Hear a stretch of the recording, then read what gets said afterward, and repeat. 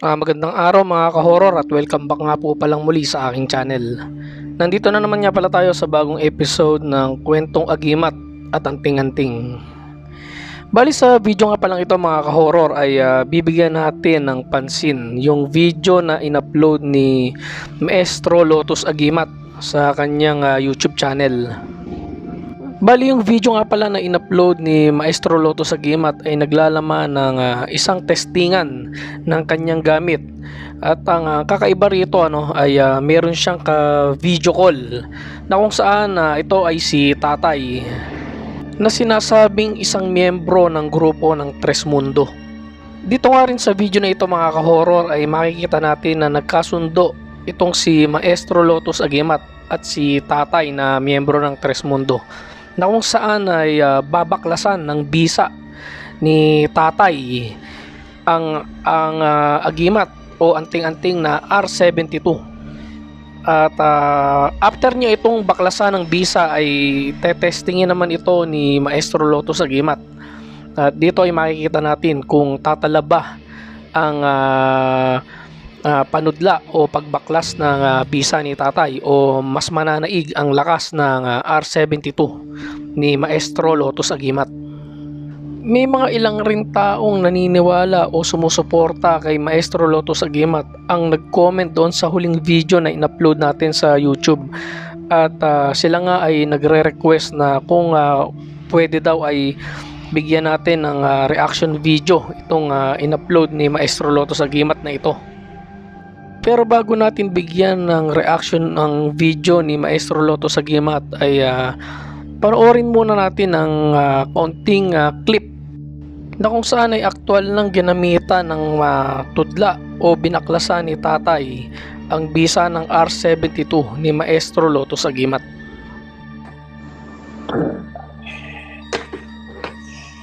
Sa video nga ito mga ka-horror ay mapapansin natin o makikita natin na itong si Tatay na miyembro ng Tres Mundo ay dinadasalan o tinutudlaan o binabaklasan na niya ng bisa yung R72 na hawak ni Maestro Lotus Agimat. At matapos niya itong dasalan ay magsasagawa naman ng testingan itong si Maestro Lotus Agimat, na kung saan ito yung pangkaraniwan na testingan na ginagawa niya. Yung gumagamit siya ng isang matalim na itak at hinihiwa niya yung kanyang braso at mukha. So tingnan natin mga ka-horror kung ano ang magiging resulta, kung magiging matagumpay ba yung pagbaklas ni Tatay ng bisa ng R72 o mananaig pa rin yung bisa at lakas ng R72 ni Maestro Lotus Agimat.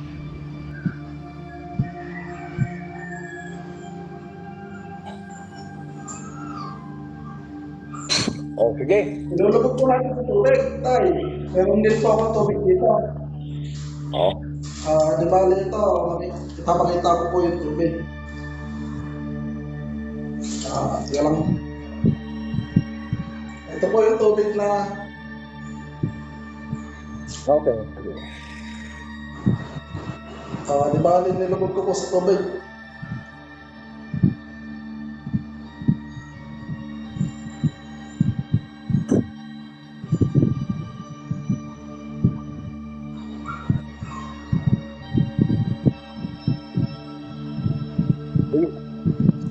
Okay. Ayan na yung pag talaga may visa yan, ay talagang yan ay talaga sa ating amang lumikha, no? Oo. Kasi, sige.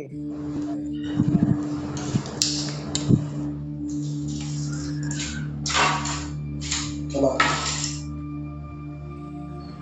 Ito po. So dito nga mga ka-horror ay tinesting na ni Maestro Lotus Agimat yung talim nung itak na hawak niya, no? Ayan, tinataga niya ro sa kahoy. So makita naman natin na talagang matalim, ano? At dito nga ay hiniwa na niya yung kanyang braso. So ganun pa rin, ano? Walang sugat mga ka-horror.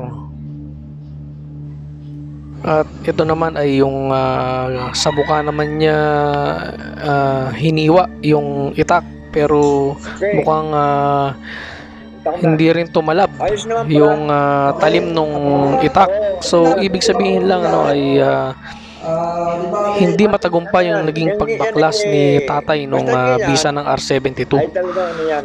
at Sadya nanaig sa ating ang Diyos ang lumikha. lakas at Walang kapangyarihan ng ano yan. R72 ni Maestro Lotus Agimat. kukuha ko ulit ako ng ibang So matindi pa rin talaga ang kapangyarihan ng R72. So dumako naman tayo mga ka-horror sa kung ano nga ba ang reaksyon ko dito sa video na ating napanood.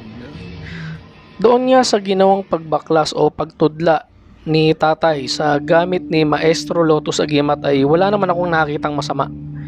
Dahil nung nakita nga natin na after baklasan ng bisa ni tatay yung gamit ay agad naman tinesting ni Maestro Lotus Agimat na kung saan yun nga naghiwa siya ron sa braso niya at saka sa kanyang muka, pero ganun pa rin, kumbaga hindi tumalab yung talim at nanaig yung kapangyarihan ng R72. Sabi nga ni tatay na talagang mabisa at makapangyarihan yung R72 dahil hindi nga niya ito nabaklas at yun nga raw ay nasa side ng Diyos Amang Lumikha ang may gawa. Ibig sabihin lang mga ka-horror na ang pagbaklas o pagtudla ng mga miyembro ng Tres Mundo sa mga gamit o sa bisa ng gamit ay nakadepende. Kung ito ay ginagamit sa kabutihan o nasa side ng kanan ay hindi ito tatablan, pero kung ang gamit ay nasa side ng kaliwa o sa kasamaan ay siguradong tatalab ang pagbaklas o pagtudla ng kapangyarihan ng Tres Mundo.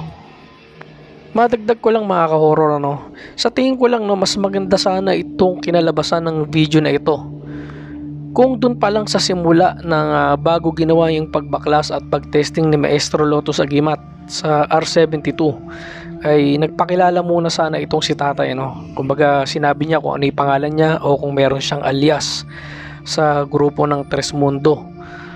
Tapos kumbaga kung meron siyang posisyon o ano ang posisyon niya doon sa grupo na yon. Kumbaga kasi ang nangyari ay rekta agad. Siguro ito ay in-screen recorder lang ni Maestro Lotus Agimat, then in-upload niya sa kanyang YouTube channel. Pero sa akin mas maganda sana o mas informative kung yun nga nagpakilala muna si tatay bago nila isinagawa yung pagbaklas. Para naman doon sa R72 ni Maestro Lotus Agimat ay given naman na yan. Alam naman natin na talagang normal na ginagawa niya yung ganong klase ng testingan.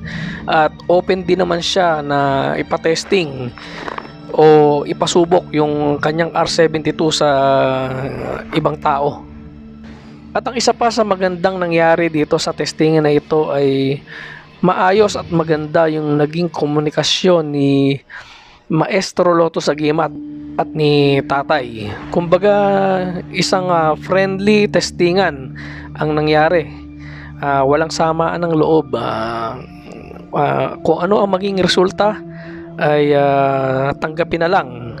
Kumbaga yun yung pinaka the best sa mga ganitong klase ng testingan. Hindi yung after magtestingan ay magsisiraan pa.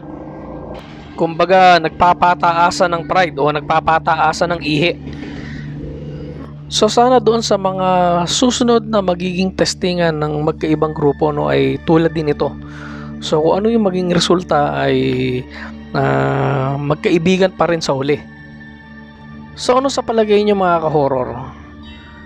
Tunay nga kaya ang bisa ng R72 ni Maestro Lotus Agimat? Hindi nga ba kayang tudlaan o baklasan ng bisa ng grupo ng Tres Mundo ang gamit na R72 ni Maestro Lotus Agimat? Kayo na po ang bahalang humusga. Hanggang dito na lang mga ka-horror. At samahan nyo akong muli sa mga susunod ko pang mga video patungkol sa mga agimat at anting-anting. Maraming salamat po.